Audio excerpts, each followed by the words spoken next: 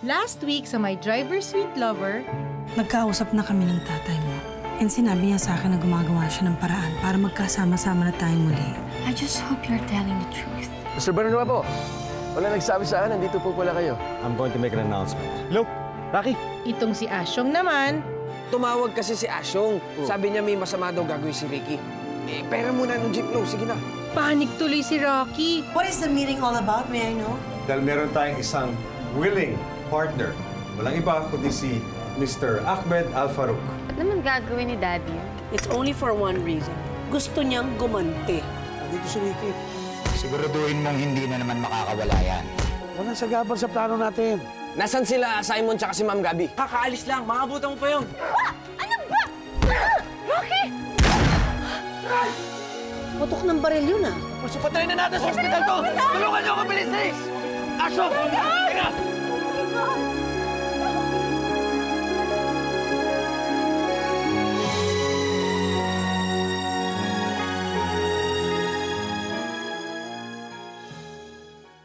Nakikipag-break ka ba sa akin? Bakit? Naging mag-on ba tayo? Hindi ba? Alam ko na, may dahilan. Si Maxie! Walang kinalaman si Maxie dito. Hindi. Si Maxie ang dahilan kaya ka nakikipag-break sa akin. Si Maxie! Tita, nabaril po kasi si Rocky. Dinala ni Gabi tsaka ni Simon sa ospital. Si Rocky? Hindi ba siya tuloy na Saudi? You know what? I think this needs to be investigated as soon as possible. You know, Aaron, I'm a bit concerned. If this one will come out in the media, this will not be very good for your business, huh? I know.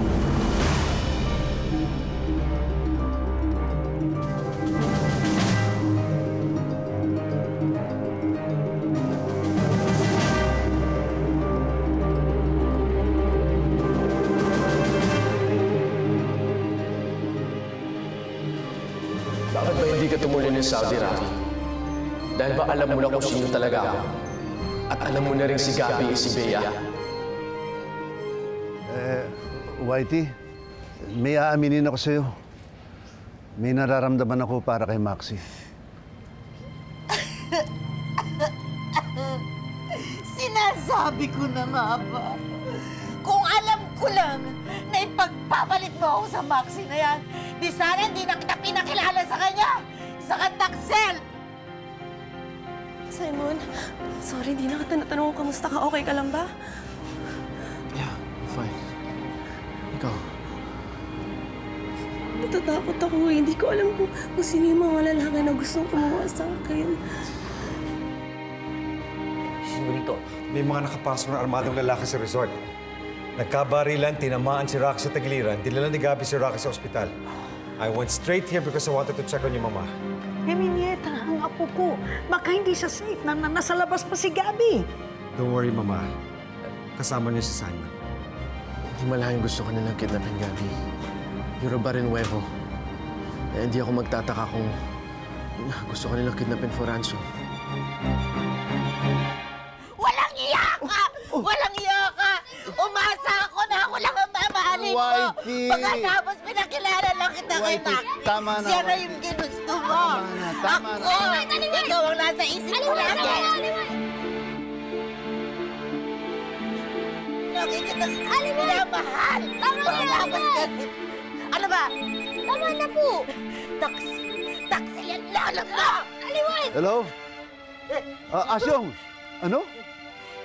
Si Rocky? Nabaril?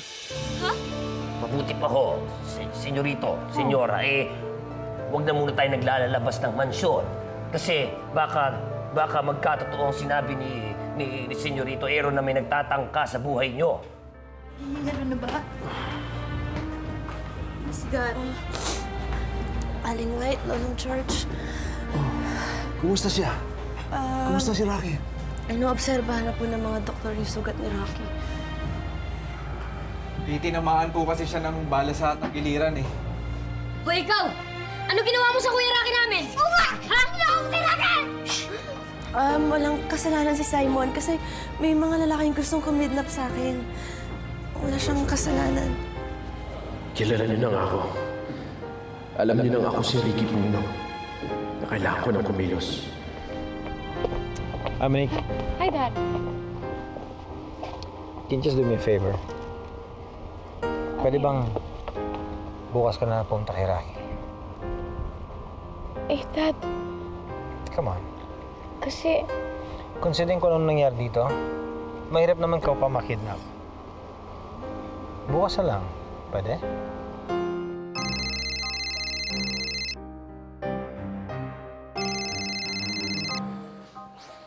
Hello. Magtiwala naman kayo sa akin. Magbabayad ako ng 7 milyon. Saan ka kukuha ng 7 milyon?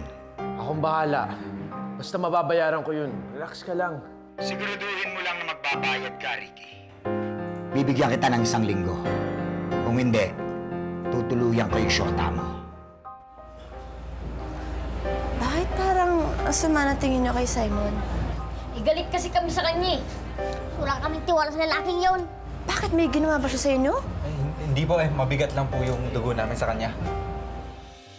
Cyrus naman, nakikiusap ako sa inyo. Huwag mo nang idamay si Gabby. Mababayaran kita, basta. Babalikan kita. At babawiin ko ang perang ninakaw mo sa amin. Tanda mo yan. Nagugulan ako. Meron ba akong dapat malaman? Gabi, pagpasensya mo na lamang sila.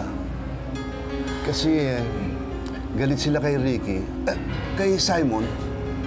Kasi masyadong nahigpit na boss si Simon kay Rocky noon. Noong una. Miss Gabby, wag mo na intindihin. Wala yun. Pero, bakit nga po ba hindi natuloy si Rocky sa Lian? yung pag-team up yung Tito Aaron, ano yun? Business ba talaga yun o may iba ka patang motive? You know, I had to do that to spite your mom. So, totoo pala yung sinabi ni Mami. Listen to me, hindi ko alam kung ano sinabi ng mami mo. Pero alam mo, ang totoo niyan, dati mahal na mahal ko mami mo. I love her so much. As a matter of fact, niyaya ko yung mami mo ng pakasal. Pero ayaw niya. Dahil mahirap na ako, wala akong pera. Ang ginawa niya, umalis siya, nagpunta siya ng Manila.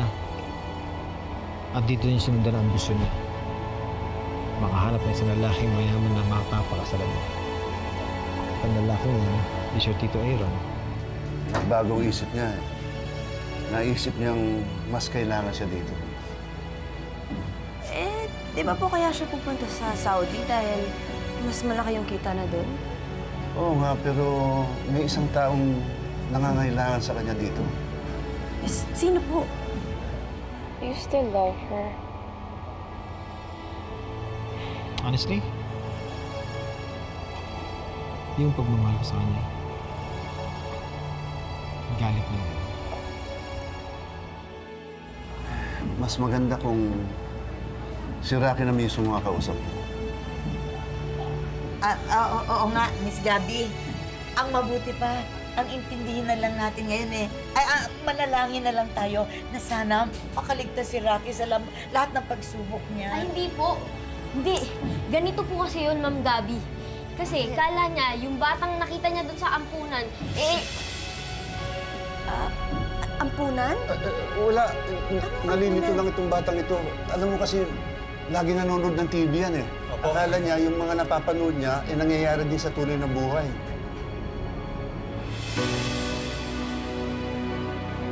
Yes, Chief. Yeah, but can you do something about it quickly? Kasi, alam niyo, nakipag-deal ako kay Mr. Al-Farouk. Nakakahiya naman na merong crime scene na nangyari sa Blue Escape. May idea ko ba sa motibo ng mga armadong lalaki na mga yun? Ako, boss, wala po eh. Wala po akong alam. Ako, all I know is that last time, meron nakawalang rat. Tapos, nagkagulo sa auction house. Nakakaloka. Wait, I didn't know you were at the auction house. Wala nga. Nabalita lang sa akin. Bakit ba? Doc. He lost a lot of blood because of the bullet wound. Nasalina na po namin siya ng dugo, pero now we're just waiting for him to recover. Doc, kailan po ba siya magigising? Mahina pa po ang katawan niya and his body suffered from major trauma. Right now, he really needs to rest. Sige pa. Excuse me pa. Alam mo, nakakaloka itong nangyari sa resort na to. Parang CSI, tingnan mo yung mga polis. At ito, sumasali pa itong sasaweran si Colleen na to. Alam mo, dapat sa kanya sumasali sa face-to-face. Correct. Pero ito Spinning, bago ko makalimutan dahil sa mga nangyayaring bagay-bagay, may chinika sa akin si Franz. Naku, ikwento mo na yan, Tong Cho! Ang sinabi sa akin ni Franz, nabuhay pa daw ang biological father ni Monique at gustong balikan nitong Tita Arceli. What? Really? Really? Ibang klase talaga si Tita Arceli. Isipin mo, meron na nga siyang Aaron. Kinikilig pa dito kay Arabo. Tapos ngayon, gustong balikan yung ex niya na kung sino man yon. Nakakaloko. Kailangan natin ito ikwento kay Gabby right away. Wag muna dahil alam mo na, medyo kailangan pakalmahin ang mga bagay-bagay. I really worry about Rocky. Napakabait na bata pa naman. Huwag kang mag-alala, Maxi. Matibay itong si Rocky. Makakayanan niya ito. Bakit ba nangyayari itong... May dahilan ng Panginoon. Lahat ng mga bagay, pangyayari, at taong dumadating sa buhay natin, may dahilan. Simon, you look so tired. Wala pa kasi ako masyadong tulog. Ay, alam mo, we understand you completely. You must be really shook up by the whole incident. Well, kahapon, no. But now, I actually feel like a changed man. Changed man? What do you mean? I realized that I've been given a new lease on life. Nagbago yung pananaw ko. And with that, I have to live life to the fullest. Yun lang. Ikaw na nga ang nagsabi na kakayanin ni Rocky yan. Tama ka, Maxi. Pero hindi mo pa rin maalis sa akin na mag-alala. Maxi, sinabi ko na kay Whitey na may pagtingin ako para sa'yo. Ano? Oo. Tama yung narinig mo. May pagtingin ako para sa'yo. Ibig mo bang sabihin, tayo ng dalawa ngayon? Ikaw lang ang makakasagot niya. Kakayanin ni Rocky yan, itong pagsubok na ito. Kailangan mapatay na natin si Aaron. But before that, in a few days, mag-birthday na rin si Gabby. And she's turning 21. So malapit na rin natin makuha ang matagal na nating minimithi. For all of us to be filthy rich. Alam mo na kung anong gagawin mo, di ba? Yes.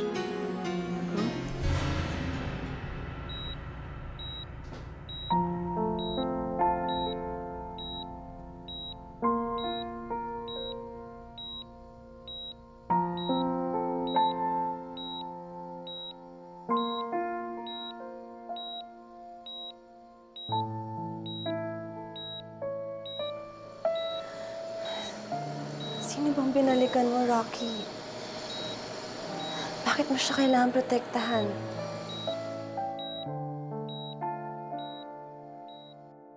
Ganito po kasi yun, Ma'am Gabby. Kasi kala niya, yung batang nakita niya doon sa ampunan,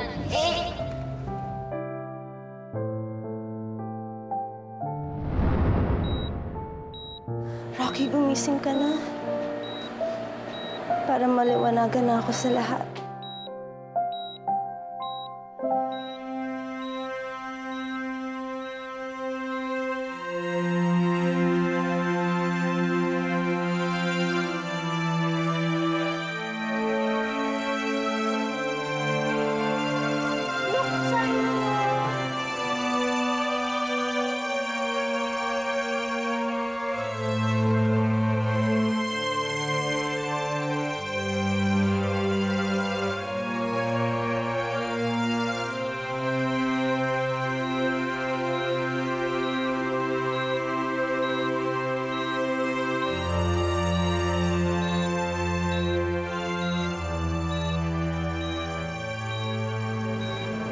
Ikaw naman, Rocky.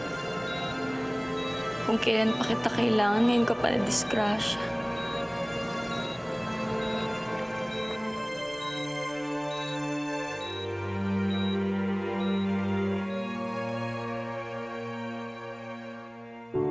Sayang, hindi kita naabutan, Randy.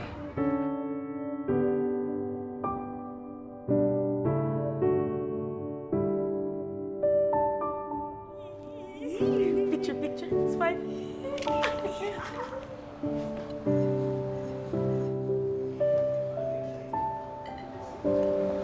Oh. Di ba masarap yung pagkain? I can always order a crispy pata kung gusto mo. Hindi, okay lang. Sure? Pasensya ka na. I guess I'm still shaken up. Gabby, alam ko namang things have been very difficult for you lately eh. Bakit kasi hindi na lang tayo yung magsabi kay Ma'am Gabi ng katotohanan? Na si Kuya Rocky ay si Randy na nakilala niya sa ampunan. Oo nga. Para matapos na yung gulo, no? Huwag nga kayong makulit dalawa. Hindi nga natin yung pwedeng sabihin. Eh, paano kung magalit si Rocky? Oh. Ba kanina pa silip ng silip yung tatlong yan? May problema ba? Kanina pa yan eh.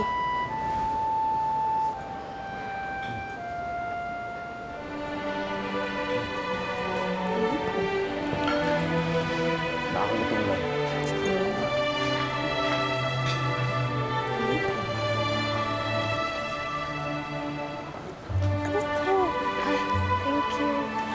Pero kuya, kapag tayo ay nagsabi kay Ma'am Gabi ng katotohanan, eh di makakatulong pa tayo kay Kuya Rocky, di ba? Oo nga. Sa tingnan mo naman, di pa nga masyadong makapagsalita si Rocky, no? Huwag nga kayong makulit. Kinakapatid natin si Rocky. Tungkulin nating suportahan siya. Pero hindi natin siya pwedeng pangunahan. E paano kung magkaaberya? Oh, di yari tayo. Sige na. Halika na nga. Na nga.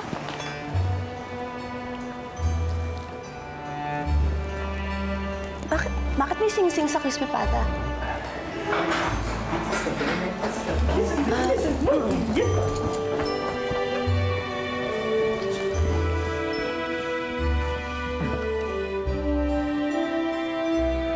Gabby, alam ko maraming nangyayari ngayon.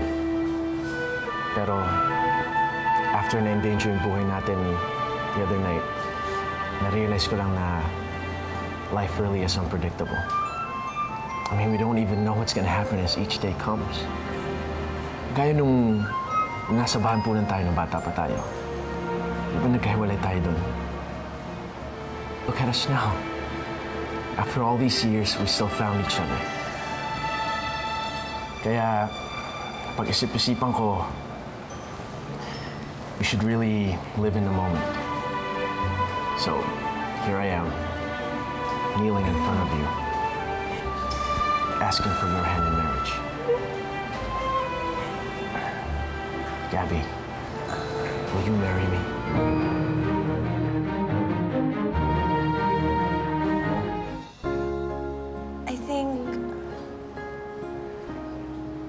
I think I need more time. Sorry, sana niintindihan mo ako kung ba't ko pa kailangan ng oras para pag-isipan to. Sana naiintindihan mo, Simon. Of course. Of course I understand. Can have as much time as you need. No problem. Thank you. Yeah. Salamat. ₱1,000,000 ang ipupusta ko na si Papa Rocky ang dahilan kung bakit hindi ka maka-oo kay Simon. Ano ka ba? Paano mo naman naisip si Rocky? Hoy. Friendship. Huwag mo i-underestimate ang friendship natin o kilala ka namin. Tama. Eh kasi nga... Na? Ganito. Ano? Alam mo kung ano kailangan ko ngayon? Kailangan ko ng isang kaibigan. Monig, Oh, Dad. Bakit? pwede ba tayo mag-usap sandali? Kasi parang my mind is telling me na si Simon talaga yung right guy for me. Pero yung puso mo, si Papa Rocky ang sinisigaw! Kasi nga ganito. alam mo yun, parang at peace ako kapag naiisip ko si Rocky, kapag nakakasama ko siya, may nararamdaman ako eh. Kahit marami pa akong tanong na gustong tanong sa kanya, eh, mas kampante ako kay Rocky. Saka alam mo, honestly, kaya hindi natuloy yan sa Riyadh dahil sa akin eh. Feeling ko. See you. Ano yun, Dad? Ano yung pag-uusapan natin? Nick, sumama ka na sa akin. Iwanan na natin ang mami mo. Gabby, anak, may gumugulo ba sa isipan mo? Kaya hindi ka nakasagot sa proposal ni Simon kanina? Ay, ganun talaga, Apo. Pag dumating yung mga panahon na ganito, marami tayong nanggugulo sa isip natin, pero normal lang yan. So you think I should go marry Simon? Gabi, gusto ko naman sana bago ako mawala dito sa mundong ito, nakita ko naman ikaw na ikinasal. Kung pwede pa nga, gusto ko makita ko na may apo na ako sa iyo.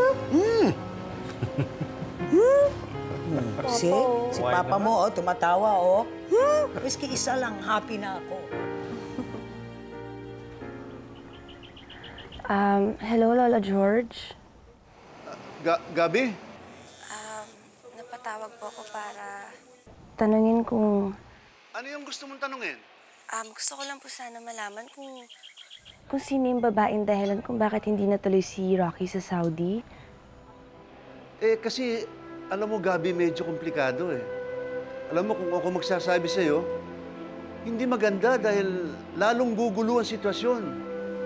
Mabuti pa, hintayin natin magising si Rocky para kayo mag-usap. Sige po. Salamat. Sige, Gabi.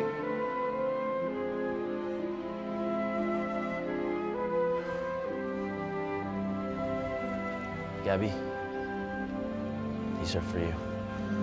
Thank you, Simon. These are lovely. Salamat. Gabby, is everything okay? Yeah, I'm fine. Iniisip ko lang si Rocky. I feel sorry for him. Gabby, would you please stop stressing yourself out? Rocky will be fine. Yeah, tama ka. I should relax. Siya nga pala, gusto ko rin sanang itanong kung may sagot ka na sa question ko. Gabby, will you marry me? Please. So, bakit gusto mo kaming makausap? At bakit ngingiti-ngiti ka dyan sa sulok? Well, I have news. Really great news. It better be great. About what? Napapayag ko na siya. Ha? Sino? Si Gabby. We are now officially engaged.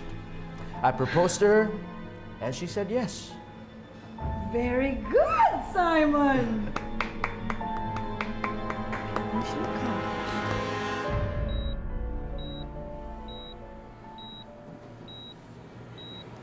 Rocky! Hi! Alam mo, nag-text si Asyong. Naku, agad-agad kami pumunta dito. Hinila ko to sila Gabby. Oo nga, pero kawawa ka naman, no? Hanggang ngayon, meron pa ring tubo sa bibig niya, tuloy. Hindi siya makapagsalita, ni makakain. Muna ka ba, siyempre? Teka lang. Diba, Ate Gabby, may good news tayo kay Kuya Rocky. Ha? You know, yung sa engagement ni Kuya Simon. Trisha! Wow! Ang galing mo, ha? Pre-ne-emp mo. Hindi mo muna tinanong to si Gabby kung pwede i-announce sa buong mundo. Ay, hindi nga pala pwede malaman ni Kuya Rocky kasi may gusto siya kay Ate Gabby. Ay. Gabby Jasbilda, magsalita ka pa. Ang galing mo nga, eh. Mar! Mabuti pa, lumabas. Oo, naisip mo rin. Halika nga, masabunutan ka na. Excuse us. Join ako dyan. Ay, ikaw.